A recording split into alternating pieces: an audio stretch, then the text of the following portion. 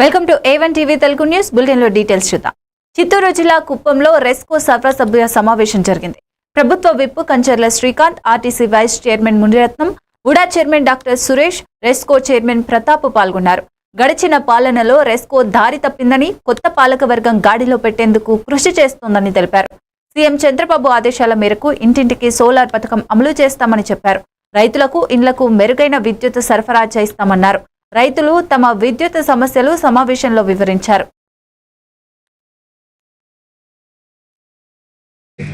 దీన్ని ప్రతి గ్రామానికి కరెంటు ఉద్దేశంతో స్థాపించిన రెస్కో మొదలుపెట్టింది కాంగ్రెస్ ప్రభుత్వం అయినా కూడా ఈ సంస్థ ద్వారా ఎంతో మేలు జరుగుతుందని చెప్పి గుర్తించి మన ప్రియతమ నేత నారా చంద్రబాబు నాయుడు గారు పార్టీలకు అతీతంగా దీన్ని కొనసాగించాలి అనే ఉద్దేశంతో రైతులకు మేలు జరుగుతూ ఉంది. కాబట్టి ఈ సంస్థని గత 14 సంవత్సరాలు మూతపడిపోయినా కేవలం కుప్పంని ఈ రోజు కుప్పంని రెస్కో సంస్థ కొనసాగుతా చాలా సంవత్సరాలు అయింది. సో మరి ఇప్పుడు కండక్ట్ చేయడం వల్ల కొన్ని తెలిసి తెలియని వీటి వల్ల కొన్ని పొరపాట్లు జరిగిండొచ్చు. కాబట్టి అందరూ అర్థం చేసుకోవాలని కోరుకుంటూ, అదేవిధంగా మన రెస్కోని అభివృద్ధి బాటలో పట్టించడానికి ఎలా డెవలప్ చేసుకునే దానికోసం ఈరోజు ఈ జనరల్ బాడీ మీటింగ్ ఏర్పాటు చేయడం జరిగింది. అంటే మీ సలహాలు సూచనలు తీసుకొని ఏ విధంగా మనం ముందుకు పోవాలనే విషయం పైన చర్చించడానికే ఈ జనరల్ బాడీ మీటింగ్ అనేది ఏర్పాటు చేసుకోవడం జరిగింది. కాబట్టి మీరందరూ తగిన సూచనలు అందించాలని కోరుకుంటున్నాను.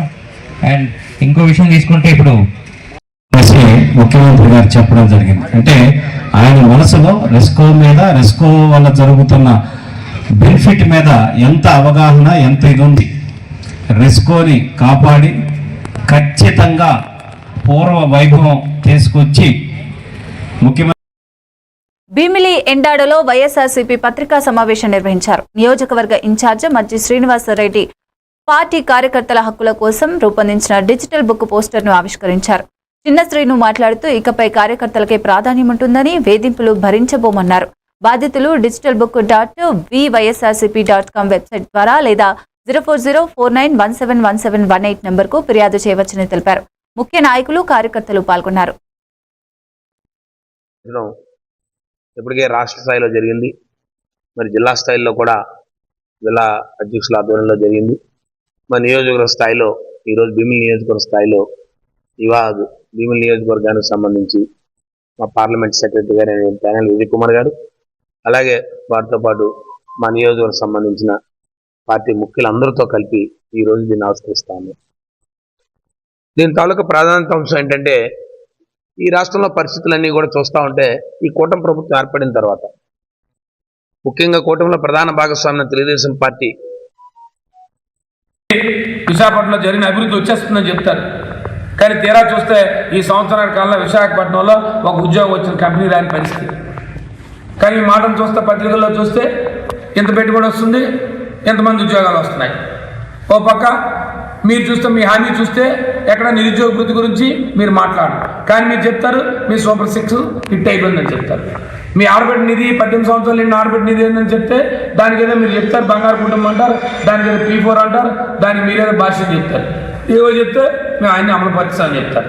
లేదా మీ 50 సంవత్సరాలు నిన్న వ్యక్తికి ఏది మీ పెన్షన్ SC ST BCలకి అని చెప్పి అడిగితే దానికి సంబంధించి ఎవరైనా సోషల్ మీడియాలో చెప్తే అబ్బాయి మీరు సోషల్ మీడియా దుష్ప్రచారం చేస్తారు, మేము ఇచ్చేసాము అని. కానీ శరన్నవరాత్రి ఉత్సవాల సందర్భంగా తణుకు ఎమ్మెల్యే ఆర్మిల్లి రాధాకృష్ణ దంపతులు సోమవారం తణుకు నియోజకవర్గంలోని వేల్పూరు, మండపాక, తణుకు, దువ్వ గ్రామాల్లోని అమ్మవారి దేవాలయాన్ని సందర్శించి ప్రత్యేక పూజలు నిర్వహించారు.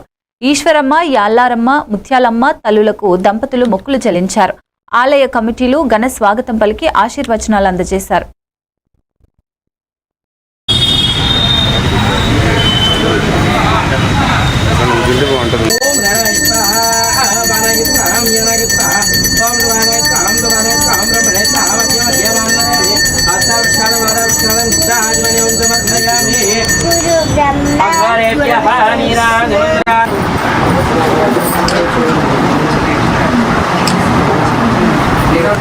నమ పార్వదేవతయే హర హర మహాదేవ హర గోవింద గోవింద గోవింద. ఆయుధనవాన్ భవతే యో వాయోరాయుధనంవేన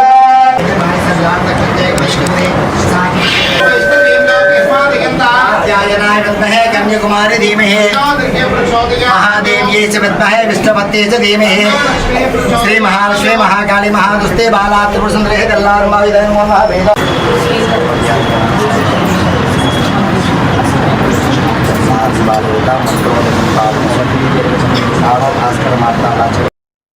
అనకాపల్లి జిల్లా తాచేరు కాజ్వే వద్ద ప్రవాహంలో కొట్టుకుపోయి మృతి చెంది వడ్డాదికి చెందిన సత్యబాబు, విజయ రామరాజుపేటకు చెందిన రోహిత్ కుటుంబాలను మాజీ మంత్రి గుడివాడ అమర్నాథ్ పరామర్శించారు. ఈ మృతులను ప్రభుత్వం హత్యలుగా భావించాలన్నారు. బాధిత కుటుంబాలను ఆదుకోవాలని డిమాండ్ చేస్తూ రహదారుల అధ్వాన స్థితిపై త్వరలో ఉద్యమిస్తామని తెలిపారు. ఒక వృద్ధులు ఒక ఆయన చనిపోయారు, ఓ యువకుడు ఓ బిడ్డ చనిపోయాడు. ఆ తల్లిదండ్రులకు సరైనటువంటి ఈరోజు రేపు ఏ రకమైనటువంటి భవిష్యత్తు వారికి ఉంటుందో అన్నటువంటి తెలియనటువంటి పరిస్థితిలో ఉన్నారు. సో డెఫినెట్గా ప్రభుత్వం తక్షణమే స్పందించాలి. ఆ కుటుంబాలను ఆదుకోవాల్సినటువంటి బాధ్యత కూడా ప్రభుత్వం మీద ఉంది. అది ప్రభుత్వ హత్యలుగానే మేమైతే భావిస్తాం. ఎందుకంటే డెఫినెట్గా ఇది ఒక ప్రధానమైనటువంటి రహదారి. ఈరోజు ఇన్ని ప్రాంతాలని లక్షల మంది జనాభా రోజు అటు ఇటు తిరుగుతున్నటువంటి పరిస్థితుల్లో అటువంటి ప్రధానమైనటువంటి రహదారులకి మరమ్మతులు చేసేటువంటి ఓపిక కూడా ఈ ప్రభుత్వానికి ఆలోచన కూడా లేకపోతే రేపు ఏ రకంగా రేపు రాష్ట్రాన్ని నిర్మిస్తాం, రాష్ట్రానికి భవిష్యత్తు చూపిస్తాం, రాష్ట్రాన్ని అమరావతి కట్టేస్తాం, ఇది కట్టేస్తాం అని చెప్పేస్తే ప్రజలు నమ్మేటువంటి పరిస్థితి లేదు. దీని మీద ప్రభుత్వాన్ని కూడా ఒత్తిడి చేస్తే నిన్న నేను పత్రికా సమావేశం మాట్లాడితే ఈ రోజు నుంచి ఏవో పనులు మొదలు పెట్టారని చెప్తా ఉన్నారు. సరే ఏదో ఆ కంటి తుడుపు చర్యలుగా కాకుండా పూర్తి స్థాయి నిర్మాణం, ఆ బ్రిడ్జ్ పూర్తి స్థాయి నిర్మాణం చేయాల్సినటువంటి బాధ్యత ప్రభుత్వం మీద ఉంది. ఒకవేళ తక్షణమే దాన్ని మరమ్మతులు చేపట్టి టెంపరీగా ఏదైనా మరమ్మతులు చేసినా పూర్తి స్థాయిలో బ్రిడ్జ్ నిర్మించేటువంటి బాధ్యత ప్రభుత్వం తీసుకోవాలి. వీటన్నిటికన్నా మించి పోయినటువంటి ప్రాణాలు ఏవైతే ఉన్నాయో వారి కుటుంబాలని ప్రభుత్వమే ఆదుకోవాలన్నటువంటిది వైఎస్ఆర్ కాంగ్రెస్ పార్టీ డిమాండ్ చేస్తూ ఉంది. లేని పక్షంలో డెఫినెట్గా ఇది ఒక కార్యాచరణ తీసుకుంటే ఇది ఒకటే కాదు, ఈరోజు వడ్డాదికి సంబంధించినటువంటి ప్రధానమైనటువంటి బ్రిడ్జ్ కానివ్వండి, లేదా మెయిన్ రోడ్ చోడవరం నుంచి రోలుగుంట వెళ్ళేటువంటి మెయిన్ రోడ్ కానివ్వండి, ఇవన్నీ కూడా అనేక ఇబ్బందులు ఉన్నాయి. ఇంటర్నల్ రోడ్స్ అలాగే ఉన్నాయి. రాజాం నుంచి తురకలపూడి వెళ్ళేటువంటి రోడ్లు కానీ అనేక రోడ్లు అన్నీ కూడా అస్తవ్యస్తం. ఈరోజు వడ్డాది నుంచి ఘాట్ రోడ్ వెళ్ళేటువంటి రోడ్లు కానీ అన్నీ కూడా అస్తవ్యస్తంగా ఉన్నాయి. తక్షణమే ఏలూరు జిల్లా చింతలపూడి నగర పంచాయతీలో వీధి దీపాల పునఃప్రారంభమయ్యాయి. 2004లో ప్రారంభమైన దీపాల వ్యవస్థ నిర్వహణ లోపాలతో పలుమార్లు నిలిచిపోతుంది. 2025 సెప్టెంబర్ 29న ఎమ్మెల్యే సొంగ రోషన్ కుమార్ ఎన్నికల హామీ నెరవేర్చడంతో వీధి దీపాలు మళ్లీ వెలిగాయి. చీకటిలో నలుగుతున్న చింతలపూడి మళ్లీ వెలుగులోకి వచ్చిందని స్థానికులు ఆనందం వ్యక్తం చేశారు. అభివృద్ధికి అంకితమైన నాయకులు అవసరమని ప్రజలు పేర్కొన్నారు.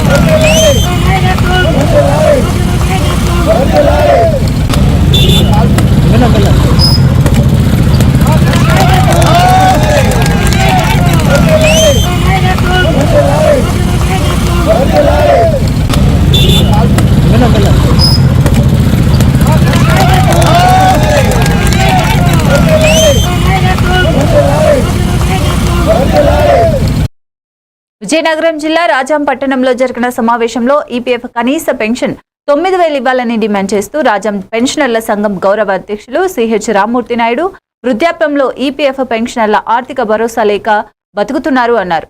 ఎన్డీఏ ప్రభుత్వం ఇచ్చిన హామీలు అమలు కాలేదని విమర్శించారు. సిపిఎస్ రద్దు చేసి ఓపీఎస్ అమలు చేయాలని కోరారు. భవిష్యత్తులో పెన్షనర్లు ఉధృత పోరాటాలకు సిద్ధంగా ఉండాలన్నారు. సంఘ నాయకులు కార్యకర్తలు సమావేశంలో పాల్గొన్నారు. 1000 రూపాయలు లోపే వస్తున్నటువంటి వాళ్ళు ఇవాళ రాష్ట్రంలో సుమారు లక్షల మంది ఉన్నారు. కానీ కేంద్ర ప్రభుత్వం కానీ రాష్ట్ర ప్రభుత్వం కానీ ఈపీఎఫ్ పెన్షన్దారుల్ని ఆదుకునే చర్యలు ఎటువంటివి లేవు. ఈవేళ కనీస పెన్షన్ 9,000 రూపాయలు ఇవ్వాలని చెప్పి డిఏతో కలుపుకొని ఇవాళ దేశవ్యాప్తంగా ఈపీఎఫ్ పెన్షనర్లు ఆందోళన చేస్తారు.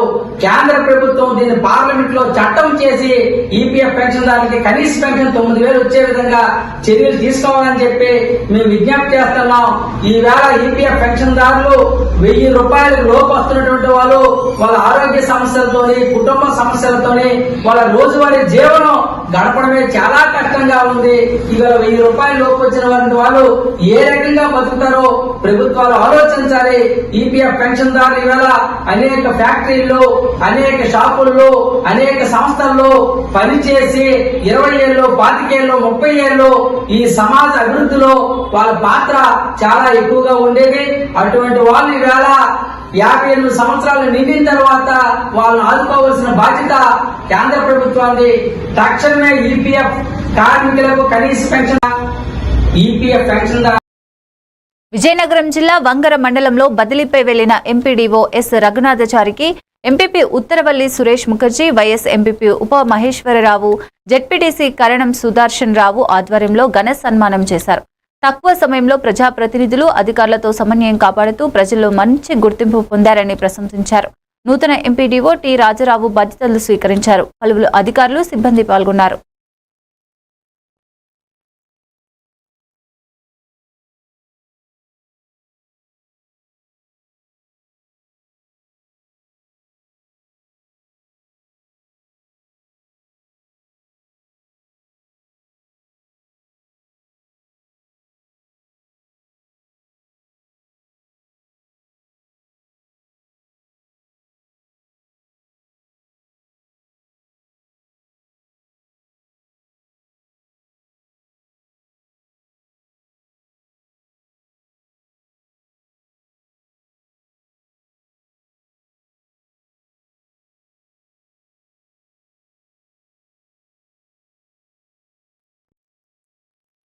విజయనగరం ఉత్సవాల్లో భాగంగా మాన్సాస్ గ్రౌండ్ లో ఏర్పాటు చేసిన అఖిల భారత డ్వాక్రా బజారు 2025ను సెప్టెంబర్ 29 సాయంత్రం 4:30 ఎంపీ కలిశెట్టి అప్పలనాయుడు, మంత్రి వంగలపూడి అనిత, మంత్రి గుమ్మడి సత్యారాణి, ఎమ్మెల్యే పూసపాటి అతిథి విజయలక్ష్మి, కిమ్మిడి నాగార్జునలతో కలిసి ప్రారంభించారు.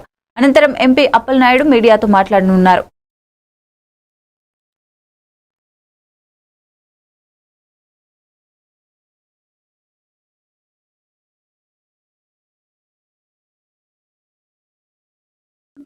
ఈరోజు శ్రీ శ్రీ శ్రీ పైడితల్లి అమ్మవారి పండగ సందర్భంగా ప్రతి సంవత్సరం ఉత్సవాల్లో భాగంగా కూడా మనం ప్రదర్శన చేస్తా ఉన్నాం.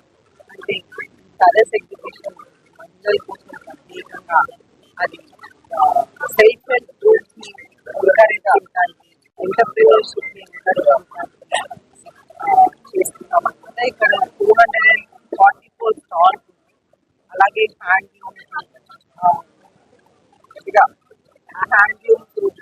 అలాగే fertilisers, natural fertilisers, different natural food products, ఇటువంటి అన్నీ కూడా ఇక్కడ అమ్ముతున్నారు.